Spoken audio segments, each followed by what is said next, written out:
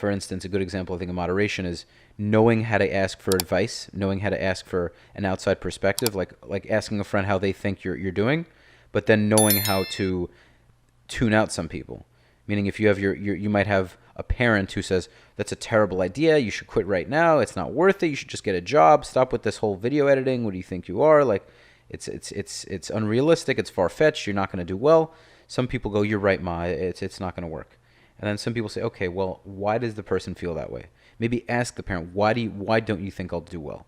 And then you can get a better answer. Maybe the person will I don't think you're going to do well because you have so many other distractions. I don't think you're going to do well because you're not disciplined enough. Okay. So they don't think I'm not going to do well per se. They just don't think I'm going to do well because of A, B, and C. So maybe if I can get better at A, B, and C, I'll be more fit to do well at that given thing. You get what I'm saying? As opposed to just listening to not going to do well and then assuming, okay, well, my parent knows me better than anyone. They say I'm not going to do well. They know I'm not going to do well. That's it. I'm done. Versus actually listening to a deeper reasoning and saying, okay, well, maybe they have a point. Maybe in the past I've always been saying I'm going to do things and I keep failing at these things or not continuing to do them. So that family member or that friend assumes I'm not going to do well at this as well. But if you prove them wrong and you say, okay, well, you start to acknowledge that they have a point, an honest point. In the beginning, you're offended. Oh, you think I'm a failure, blah, blah, blah. No, maybe they're making a very valid point.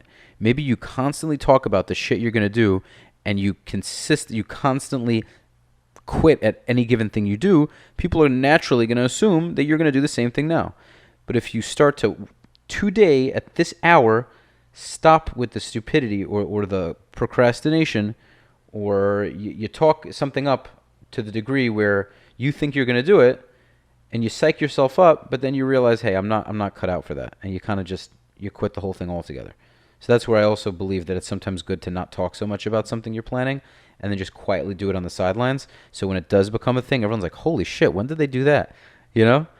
Or you go from just working an everyday job and all of a sudden you send a friend some video you made and it's fantastic. And they're like, whoa, they never told me about this. And your friend might even be like, hey, why didn't you tell me? And you have that smirk on your face like, I purposely didn't tell you, you know? That's funny.